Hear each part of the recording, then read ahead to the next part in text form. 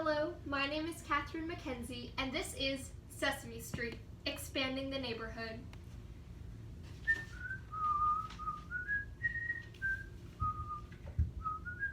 Oh, hello there. How to get to Sesame Street, you ask? Well, if anyone should know, it's me. Go straight for a block, right at the fountain, then ask again at the newspaper stand. Tell them Joan sent ya. It's hard to believe over 50 years have passed since I first had the idea for Sesame Street.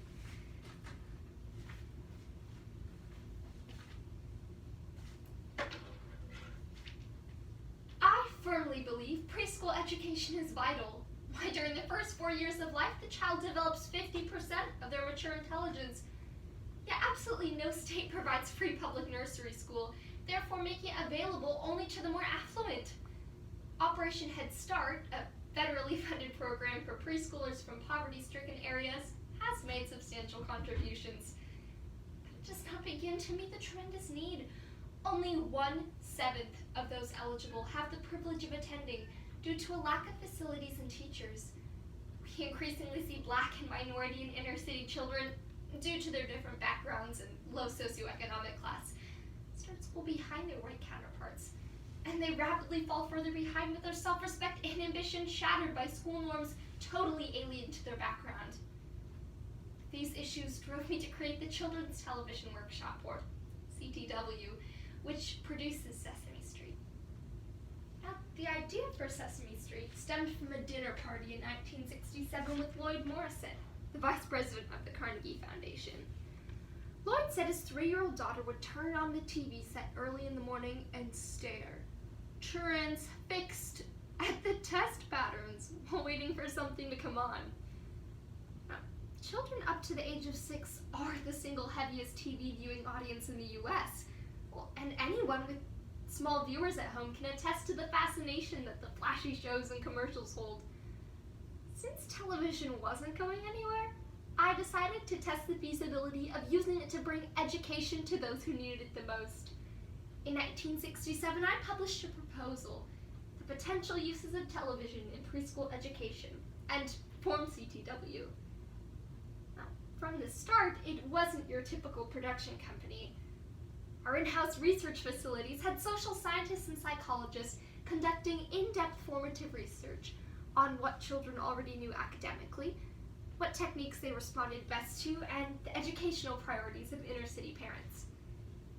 In 1968, we identified 5 ref skill clusters and held 5 3-day seminars to identify and prioritize Sesame Street's objectives and curriculum. In order to obtain diverse perspectives, we invited teachers, psychologists, musicians, sociologists, puppeteers, and creative advertising personnel. We carefully designed the show to teach the skills which are paramount in school preparation and can be the most effectively conveyed through television.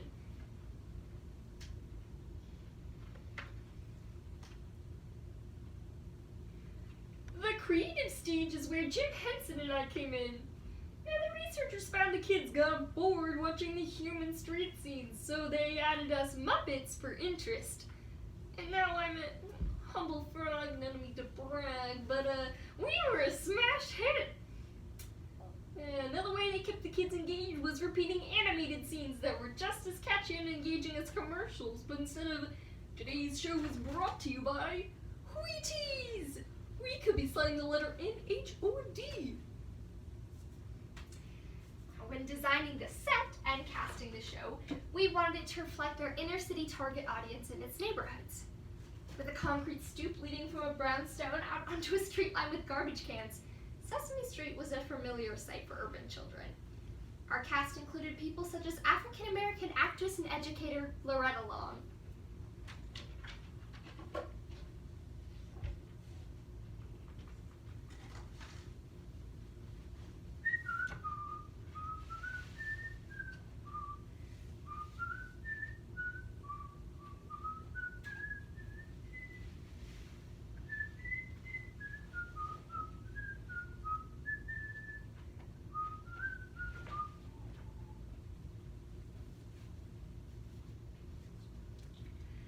Over the years, it's been fascinating to see the evolution of not only my own role, but Sesame Street as a whole. CTW's commitment to representing African Americans and other minorities so resonated with me that I wrote my doctoral dissertation over it. My thesis explored Sesame Street's hidden curriculum, which worked to raise the self-image and racial tolerance of viewers. TV has a tremendous effect on the way children see the world and themselves. Through integrated casting, Sesame Street consciously countered these incorrect tendencies of commercial television in regard to the social context and work roles assigned to blacks. Once, after seeing a black boy on Sesame Street give the correct answer, a black boy turned to his teacher and said, "The black kid knew the answer. He's like me." Now, this behavioral modeling not only positively affects a child's own self-image, but influences children of other ethnicities who might have never seen these people portrayed in a positive, intelligent light before. Just as the ages 3 to 5 are perfect for cognitive development, it's a great time to help kids form positive attitudes about children of other ethnicities. Children at this age are beautifully unaffected by racism if left alone. I've heard countless stories of kids approaching children of different races simply because they look like Susan or some other familiar character.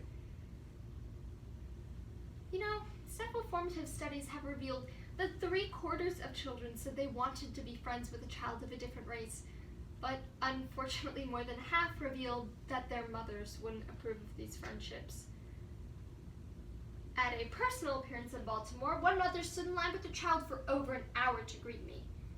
Upon meeting me, the child started to greet me warmly, but the mother shunted the child aside and said to me through clenched teeth, "Do you know how my child counts from 1 to 4? Her words were very clearly enunciated. When I responded with a puzzled look, she said, 1, 2, 3, 4. I laughed and said, "Oh, isn't that cute? A little ethnic spillover." And she said, "It's not cute in my neighborhood," and dragged her child away. Yet racist attitudes weren't limited to suburban mothers. In 1970, the Mississippi State Commission for Educational Television banned Sesame Street, claiming the state wasn't ready for the racially progressive show. National outrage led to the reversal of this decision. Over the years, Sesame Street's curriculum has expanded to feature other pertinent issues such as death and disabilities. In 1982, the actor playing Mr. Hooper died. Instead of recasting the role, the show featured us adults tearfully explaining to a confused Big Bird that Mr. Hooper isn't coming back. We left the explanation on why people die as just because, to open the conversation for families of different cultures to explain death to their own children. In 2017, Sesame Street introduced Julia, an autistic Muppet who not only helps children with autism, but familiarizes others with autistic behavior.